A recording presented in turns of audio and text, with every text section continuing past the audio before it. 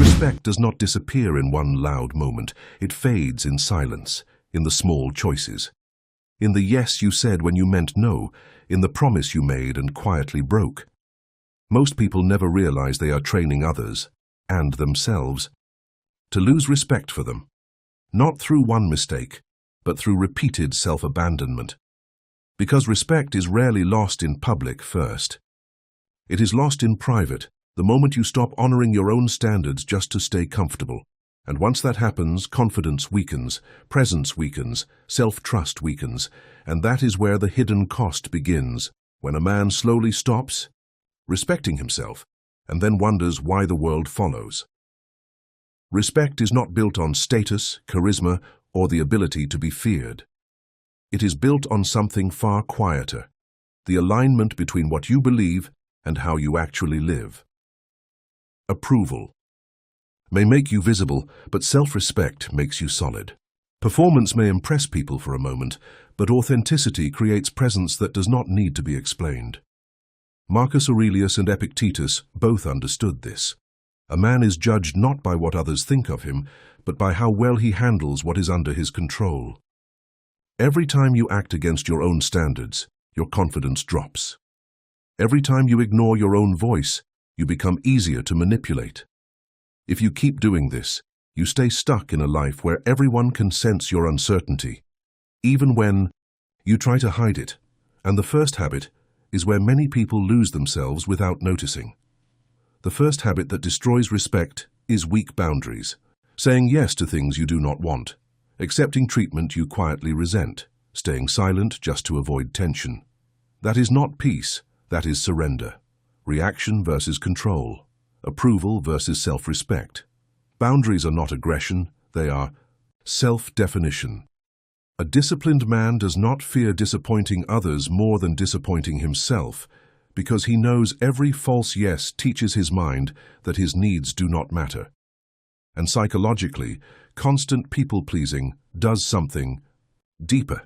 It trains your nervous system to believe other people's comfort is more important than your own truth. But weak boundaries rarely begin there. They usually begin with a quieter weakness, the need to be validated. The second habit is living for validation, needing other people to confirm your worth before you trust it yourself.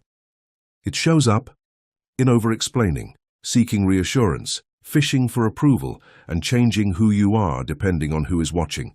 Self-respect versus dependence, inner authority versus outer applause.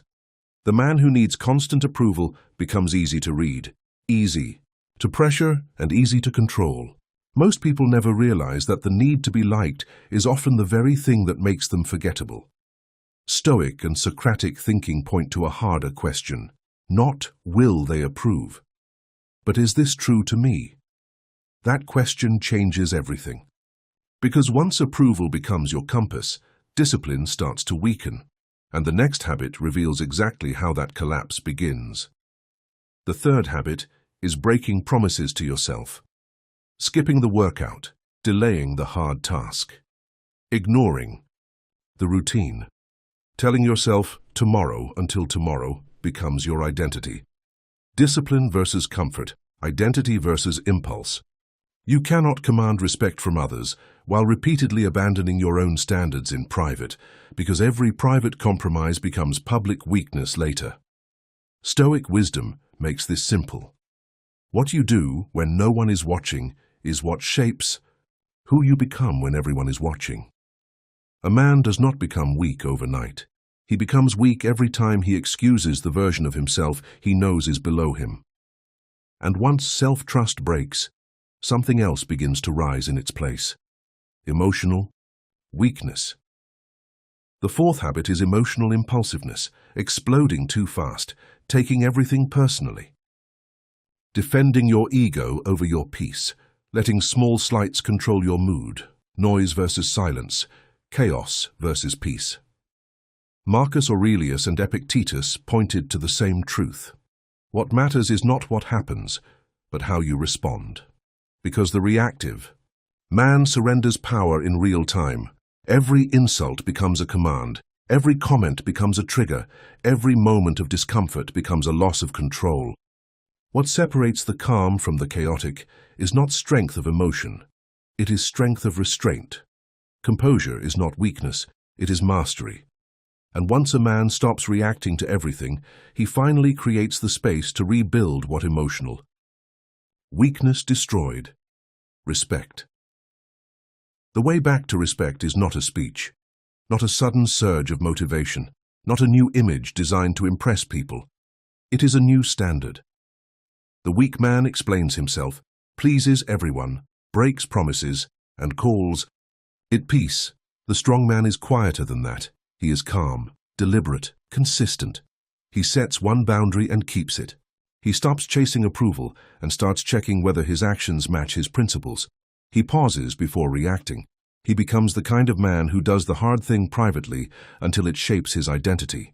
Because respect returns when behavior and values finally align. So choose one habit today to remove, one false yes, one need for validation, one broken promise, one emotional reaction. The hidden cost of ignoring this is a life where you stay busy, liked, and powerless. If this hit home, subscribe and continue to the next Stoic lesson.